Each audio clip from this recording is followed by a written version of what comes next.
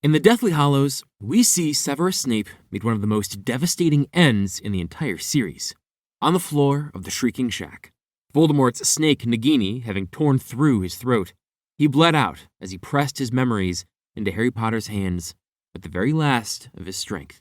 He died looking into the eyes of the boy he'd spent 17 years protecting. The boy with green eyes. Lily's eyes. But what if things were different? What if someone got there just in time? Well, that's exactly what we're diving into today. So let's get right into it. Our story begins in the moments immediately after Voldemort swept out of the Shrieking Shack, leaving Snape for dead on the rotting floorboards. Harry, Ron, and Hermione had been hiding beneath the invisibility cloak the whole time. They watched. They heard everything. And now, Harry had the memories. And the battle was still raging. There was no time. They ran. But Hermione stopped. She stood just outside the shack's door, and something in her, that relentless, detail-oriented part of her brain that had carried them through every impossible situation, would not let her keep walking. She had Dittany. She always had Dittany. And Hermione Granger was not the kind of person who walked away from someone bleeding out on a floor. Not even him. She turned back, told Harry and Ron to go, and pushed through the door. Snape was still alive. Barely. His breathing was barely more than a rattle. His robes soaked through. But he was alive. She moved fast, kneeling beside him, uncorking the Dittany, working with the steady hands of someone who had learned to keep her fear behind her actions rather than in front of them. The wound began to close. Not fully, not quickly, but enough. And somewhere in the middle of this, Snape's eyes opened. He stared up at this girl, this insufferable, brilliant girl who had driven him to distraction for 6 years, crouched over him in the dark, saving his life. He raised a hand to stop her. "Leave it, Granger." I said, "Leave it." Hermione didn't look up. She shushed Snape as she tries to concentrate. Snape closed his eyes. For the first time in longer than he could remember, somebody was helping him. Not because he was useful, not because they needed something from him, not out of fear or obligation, just helping him. He didn't know what to do with that. As he drifted in and out of consciousness, he saw her, Lily.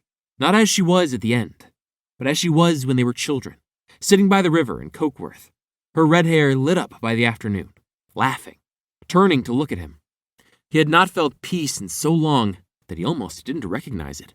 But the cold floor pulled him back, and Hermione Granger was still there.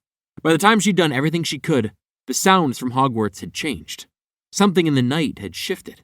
She didn't know yet that Harry had died in the forest. She didn't know yet that he'd come back. But she knew she couldn't move Snape alone. So she did something practical and found a way to wait. By the time the sun came up, Voldemort was gone. The Great Hall was full of the living and the dead. Harry stood in the middle of it and felt hollowed out. He'd seen Snape's memories in the Pensieve, every year of it, every sacrifice. He knew what Snape had been and what it had cost him. And Snape was dead. Or so he thought. 3 days later, Hermione pulled Harry aside and told him the truth. "He's alive, Harry. I went back. Madame Pomfrey's been treating him properly. He's going to recover. Does anyone else know?" "No, just us. And we need to decide what to do before it gets out on its own." What neither of them said, what both understood, was that if the wizarding world found out Severus Snape was alive before anyone could control that story, it wouldn't end well. The Prophet had already run 3 front pages calling him a murderer. The world had filed him neatly into its understanding of the war. Villain, Death Eater, killer of Dumbledore. The truth was more complicated than the headline. Hidden in a side room of the hospital wing behind a glamour Madame Pomfrey had cast without being asked, Snape was awake and furious. Not at Hermione. He was self-aware enough to understand what the girl had done, but furious at still being here, at being dragged back into a world that had already written him off, where he had no role left and no master left to serve. For 20 years, Snape's identity had been purpose. Spy, double agent, protector. Every choice built around a single objective: keep the boy alive long enough for the war to end. The war had ended, and Severus Snape had no idea who he was without it. He left as soon as he was well enough. Back to Spinner's End, the narrow, terraced house that smelled like old paper and failure. He hadn't been back in years. It was exactly as he'd left it. He sat in the dark and thought about Lily, about the river, about the day he lost her. Not the night in Godric's Hollow, but the day on the Hogwarts grounds, when he'd said the word that ended everything. He'd spent the rest of his life trying to make that right. He didn't know if he had. For 6 weeks, the secret held. Then, a junior healer at St. Mungo's mentioned it to someone, who mentioned it to someone else, and the prophet ran it on a Thursday morning with these words across the front page. He's alive. The wizarding world reacted exactly as you'd expect. Owls flooded the ministry, demanding immediate arrest. Survivors of the Carrows' year at Hogwarts were speaking to reporters. The public gallery of the Wizengamot was standing room only on the morning of Snape's inquiry. Parents of students who'd been punished. Order members. Ministry officials who had quietly collaborated with the regime. Reporters lining the upper tiers. All of them waiting. And then, Severus Snape walked in. No robes. Plain dark clothing. Nothing theatrical. He looked exactly like what he was. A man who had survived something that should have killed him and hadn't yet decided if that was a good thing. He sat in the chair at the center of the chamber. The chains didn't close. He'd come of his own free will. Before the questioning could begin, Harry Potter stood up in the witness gallery. I know most of you came here expecting a trial. I'm not going to stand here and tell you that nothing happened, because it did. What I'm going to tell you is what I saw with my own eyes in a pensieve. Because before you decide his fate, you deserve the truth. Not the headline. The truth. Harry told them everything. The unbreakable vow Dumbledore had asked Snape to make, and why. The night on the astronomy tower, and what had actually happened there. The silver doe in the forest of Dean. The Patronus that led Harry to the sword of Gryffindor in the darkest stretch of the war. Always. Dumbledore had said, when he asked Snape if he still cared for Lily Evans after all those years. And Snape's Patronus had taken the shape of a doe. Always. The gallery went very still. I know what happened at Hogwarts during the last year was terrible.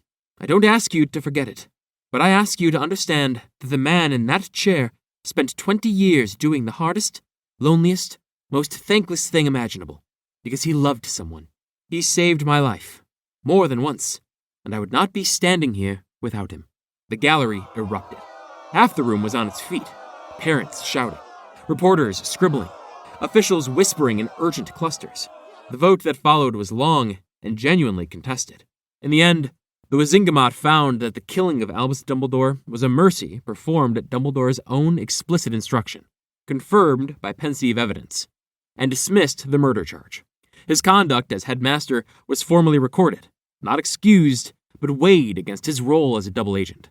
Narrowly, very narrowly, they chose not to imprison him. He was cleared.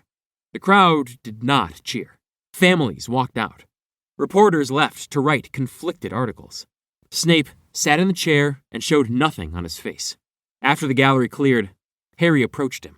It's over. You're free. Thank you, Potter. A pause. Don't make a habit of it. In the months that followed, Snape disappeared from public life as completely as he could manage. He declined every interview. He declined the Order of Merlin 3 times. He moved out of Spinner's End and settled somewhere quieter. More books, less history. And occasionally, not often, Harry Potter appeared at his door. They never became friends, exactly, but they became something. Something without a name, built from shared history and mutual wariness, and the understanding that they were, in some hard-to-articulate way, the 2 people in the world who knew what those years had actually felt like. He went to Godric's Hollow on a Thursday. No particular reason. He apparated to the edge of the village and walked in with his collar up against the autumn cold. There was a war memorial. He walked past it without looking. He found it at the edge of the churchyard. Lily and James Potter. The dates. The inscription beneath. The last enemy that shall be destroyed is death. He stood in front of it for a long time and said nothing. He had imagined this moment hundreds of times. Imagined having some perfect thing to say. Something equal to what she'd meant to him. To the 20 years spent in her name. But standing here in the cold, with dead leaves moving across the grass, he found he didn't have perfect words. He only had true ones. You'd have hated how long it took me.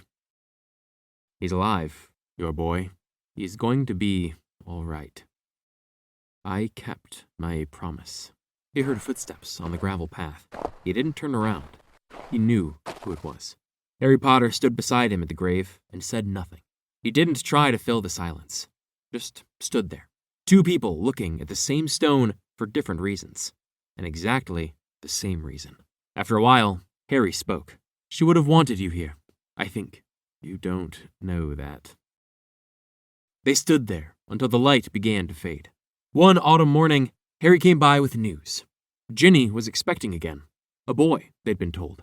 He sat down across from Snape and told him what they'd decided to name him. Snape looked at him for a long moment. That's a terrible name, Potter. Yeah. Don't let the boy be sorted into Slytherin. Why not? Because he'll have enough to live up to already. Something passed between them that neither would ever put into words. Harry nodded. He picked up his coat and left. And Severus Snape sat alone in the room he'd made for himself, surrounded by books, autumn light through the window, and thought about a girl with red hair and a river, and the first time he'd ever seen magic. He thought about a promise he'd made and kept for 20 years. He had not expected to survive. He had not expected any of this. And maybe, just maybe, that wasn't the worst thing that had ever happened to him. Now, if you enjoyed this one, I've got another video you're going to want to watch next. What if Harry Potter had been raised by completely different characters? Different upbringing, different Harry, completely different story.